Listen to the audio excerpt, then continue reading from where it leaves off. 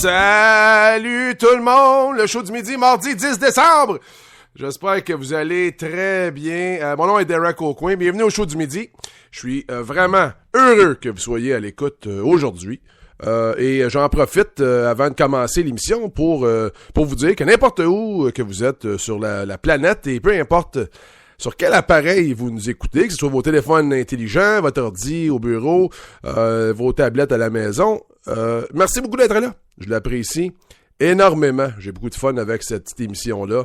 Des invités incroyables, votre participation superbe. On a beaucoup de fun avec ça.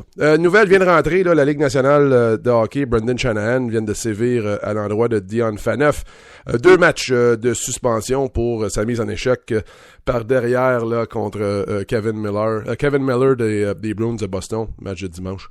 Jour de match pour le Canadien de Montréal. Les Kings de Los Angeles sont les visiteurs au Centre Bell ce soir. C'est la première fois depuis le mois de novembre 2010 que les Kings visitent le Canadien. Et les Kings, c'est peut-être avec raison pourquoi ils viennent pas souvent. Parce qu'ils n'ont pas beaucoup de succès à Montréal. Les Kings ont seulement 2 victoires en 23 ans à Montréal. Et leur dernière remonte au 11 décembre 1999. Donc, on peut comprendre que les gars ne sont pas pressés de venir visiter le Canadien. Le match est présenté ce soir à 19h. Les émissions d'avant-match seront à 18h30 à la radio 98.5 FM et sur le réseau Cogeco Diffusion et à RDS avec Hockey 360. Comme j'ai dit, ça commence à 18h30. Donc, c'est pas 19h30 le match ce soir. C'est 19h. Le Canadien, vous savez, joue du très bon hockey. Trouve des façons, on dirait des façons différentes de gagner chaque rencontre et leurs 10 derniers matchs se résument à 9 victoires, aucune défaite et une défaite en tir de barrage.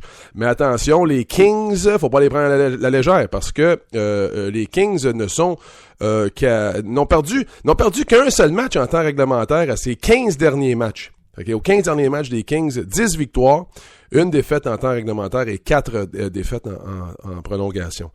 Les Kings ont 1 point de plus que le Canadien et ils sont au 4e rang de l'association de l'Ouest avec 42 points et Montréal 3e dans l'Est avec 41. Défensivement, là, c'est 2 des meilleures équipes de la Ligue. Les Kings, ils accordent pas beaucoup de buts, eux non plus. Les 15 derniers matchs, c'est simple, ils n'ont pas accordé plus de 2 buts une fois lors des 15 derniers affrontements. Le Canadien a alloué plus de 2 buts seulement une fois dans les 14 derniers matchs. Donc, on s'attend à un match assez défensif. On va se diriger du côté de Brossard, parce que mon ami Martin McGuire est là. Martin, ce soir, là, avec ces 2 équipes-là, on va avoir le droit du jeu pas mal fermé. 2 équipes qui représentent les meilleures équipes de la Ligue en termes de jeu défensif. C'est intéressant, Derek, parce que il faut maintenant détruire ce mythe qui parle des Kings de Los Angeles comme étant une des puissances offensives de la Ligue nationale. C'est une bonne équipe qui offre un équilibre intéressant entre la défensive et l'attaque, mais depuis que Darryl Sutter a mis la patte sur cette équipe-là, l'année où ils ont gagné la Coupe Stanley, les Kings sont devenus une équipe d'abord et avant tout défensive. Cette année, si on regarde en chiffres bruts, avant les matchs de ce soir dans la Ligue nationale, dans l'Est, Montréal et Boston, et dans l'Ouest, Saint-Louis et Los Angeles représentent actuellement les 4 meilleures défensives de la Ligue au chapitre des buts accordés aux adversaires.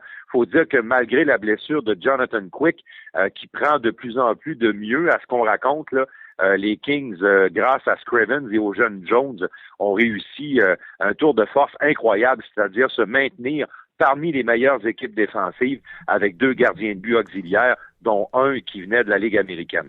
Hey Martin, avant de te souhaiter bon match pour ce soir, il y a des nouvelles de Pebble Beach, alors que la réunion des gouverneurs hier, ils ont annoncé que le plafond salarial passerait à 71 millions, un petit peu plus de 71 millions. C'est des bonnes nouvelles, ça, pour le Canadien et Piquet Souban? Oui, écoute, c'est des nouvelles qui vont permettre aux Canadiens de pouvoir enclencher en vitesse plus importante le processus de négociation avec Piquet Souban. Les raisons sont très simples. On sait tous, Derek, là, que ça va tourner aux alentours de 6, 7, 8 ans et on sait tous que ça va jouer quelque part entre 6 millions et demi et 8 millions de dollars annuellement pour Piquet Souban, sinon peut-être un peu plus.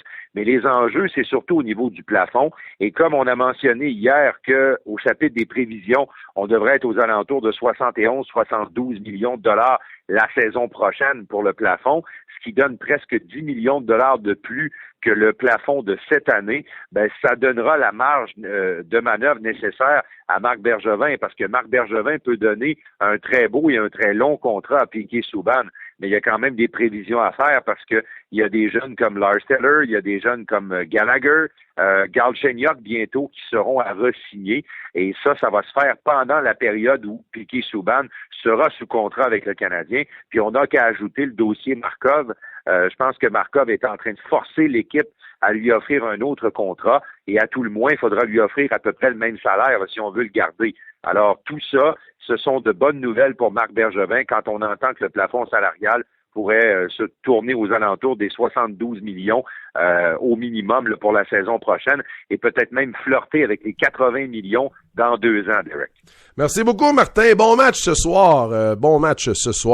Je le sais qu'il fait froid. On est au mois de décembre, mais ça me tente de parler de baseball un petit peu avec vous. J'ai Alex Agostino qui se joint à moi dans une couple de minutes. Puis un petit peu plus tard, Carl Gélina, qui a signé avec les Phillies, lui, dans la saison morte, là, c'est une belle histoire, Carl Gélina. J'ai hâte de parler avec lui puis que vous écoutez son histoire un peu. Ça va être très intéressant. Les assises du baseball majeur à Orlando qui commençaient hier. Et la première chose à l'agenda par le comité du Temple de la Renommée, c'était l'annonce que les entraîneurs Tony La Russa, Joe Torre et Bobby Cox avaient été votés unanimement pour être admis au Temple de la Renommée lors des prochaines cérémonies de 2014. Vous savez, dans les semaines qui ont précédé les assises, il y a eu beaucoup d'actions, hein. Il y a eu des signatures, il y a eu des transactions. Normalement, ça arrive, c'est dans les assises. Mais Alex Agostino est avec nous autres. Alex, à cette heure que les assises, là, c'est parti pour le vrai. À quoi qu'on peut s'attendre? Ben, les assises, cette année, il y a des noms, il y a des gros noms qui circulent. Je ne suis pas sûr qu'il va y avoir beaucoup de mouvements, mais il y a beaucoup de préparation de mouvements, c'est-à-dire qu'on se rencontre pour échanger des idées. Puis il y a 2 noms là, qui vraiment brassent beaucoup de temps ici. C'est des joueurs qui sont sous contrat. C'est David Price, le gaucher des Rays, et Matt Kemp des Dodgers. 2 noms que leurs équipes respectives tentent de bouger pour des raisons monétaires. On sait que les Rays opèrent d'une façon que quand les joueurs arrivent coûtent trop cher, on essaie de bouger pour aller chercher des prospects qui vont nous aider pour les 5-6 prochaines années.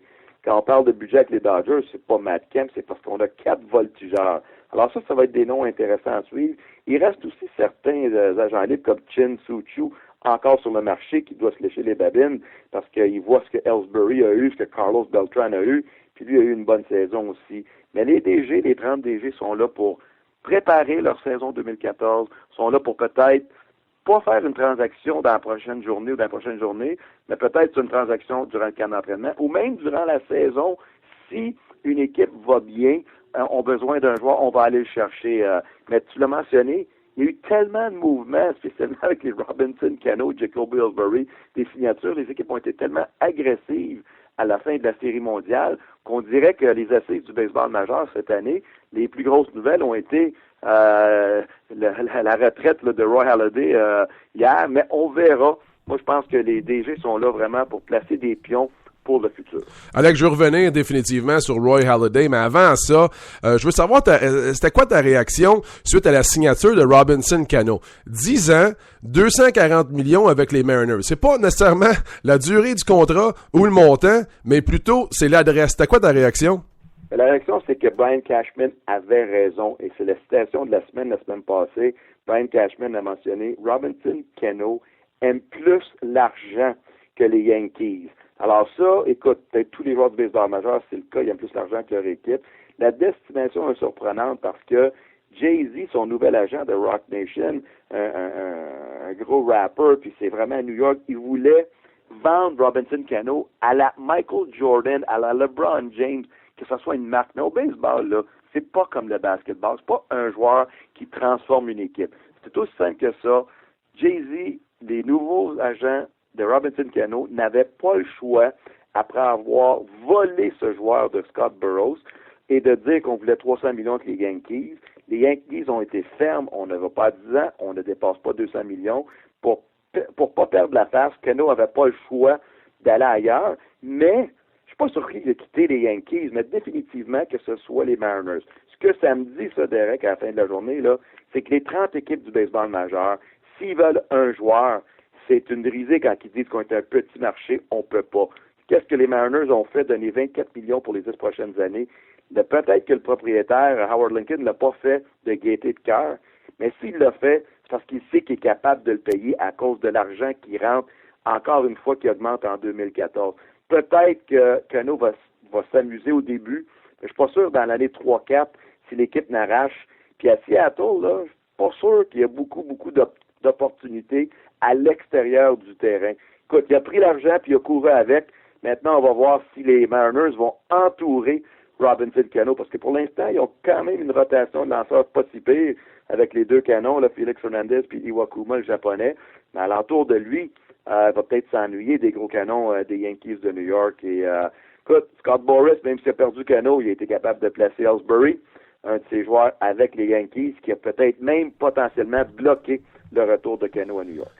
Roy Halladay, hier, a signé un contrat d'une journée avec les Blue Jays de Toronto. Question de prendre sa retraite avec la formation avec laquelle il avait joué pendant 12 ans. Il a été très bon pour ton organisation parce que, pour ceux qui ne savent pas, Alex Agostino travaille pour les Phillies de Philadelphie. Il a été très bon aussi avec ton organisation. Alex, parle-nous un peu de Roy Halladay. Ben, c'est sûr que 2013, c'est pas l'année qu'on a été habitué avec Roy Halladay, blessé, moyenne de pointilité au-delà de 6. Il n'était pas en santé. Problème de dos, problème d'épaule. Il a tout fait pour tenter d'aider les Phillies parce que il voulait gagner une série mondiale. Ses saisons 2010-2011, une portion de 2012, il a été excellent. Quand tu lances une partie parfaite, quand tu lances une partie sans point ni coup sûr dans ta première apparition dans les séries, il a mentionné que les 2 premières années avec les Phillies, ça a été probablement les meilleures années de sa carrière, sans négliger ses 12 années avec les Jays, mais il dit c'était la cerise sur le Sunday de ma carrière, les années que j'ai vécues avec des gars comme Chase Utley, Jimmy Rollins, Ryan Howard, Carlos Ruiz. Tout simplement, c'est la série mondiale qui m'a échappé, mais je peux pas être déçu parce que ce que j'ai vu dans les séries ces 2 années-là ont été incroyables. Puis Roy Halladay, Chase Utley dit, je n'ai jamais vu un lanceur ou un joueur se préparer comme lui, donner toutes les opportunités à son équipe de gagner. Il dit que c'est un vrai professionnel. C'est le type de gars que, comme gérant, comme coéquipier, tu savais que Roy Halladay, qui gagne 2 millions ou 20 millions, allait tout faire la journée de son départ pour t'aider à gagner. Et les 4 journées entre, c'est celui qui travaillait le plus fort. Des fois même, qui était un peu hargneux. Il parlait pas beaucoup aux médias, mais il était respecté par son gérant. Il était respecté par ses propres coéquipiers. Il était respecté par la Ligue. Puis les gens, déjà, aujourd'hui, moi-même, c'est juste 203 victoires, Derek. J'ai hâte dans 5 ans de voir quelle sorte d'action il va avoir lorsqu'on va parler du temple de la renommée, parce que les 10 années entre 2000, 2001 et 2012 ont été tout simplement étincelantes. C'est des statistiques pendant 10 ans où il a dominé presque toutes les catégories au niveau des lanceurs. Il est soit premier ou deuxième dans les statistiques majeures, que ce soit victoire, moyenne de points mérités. Pour moi, là, c'est un des grands. C'est le fun parce que j'écoutais sa conférence de presse, la famille, sa femme, ses 2 enfants. Il veut coacher. Il veut avoir une qualité de vie à l'âge de 36 ans où il pourra marcher, lancer la balle. Il dit, je veux coacher. Mais il a dit une phrase à la fin. Il dit, j'ai peut-être pas gagné une série mondiale comme joueur, mais j'espère avoir l'opportunité un jour d'en gagner une dans une autre fonction. Alors, je pense qu'il ne ferme pas la porte à un retour dans le baseball, que ce soit comme entraîneur des lanceurs ou un conseiller spécial d'une organisation. Alex, tu as mentionné le temple de la renommée pour Halladay. Il a été dominant. Puis je suis d'accord avec toi, là, sur une période de 10 ans, ça a été probablement le meilleur. On connaît très bien les arguments pour son admission au temple de la renommée, mais qu'est-ce que tu entends comme argument contre? 203 victoires, le monde chiale, Derek, mais on n'est pas en 1950. Il n'y aura plus de gars qui vont gagner 300 games. Là. C'est d'autres benchmarks. Stanley Koufax a dominé pendant 10 ans. Il n'a pas gagné 300 games. Halladay, moi je regarde par décennie. Il a 175 victoires, je pense que c'est 176 le numéro 1, c'est Sabathia. Nombre de manches lancées, je pense qu'il est en arrière je pense qu'il est numéro 1. Moyenne de points mérités, 2,98 ou 2,96. Johan Santana, 2,94. Dans ceux qui ont lancé 1500 manches dans ce temps-là. C'est le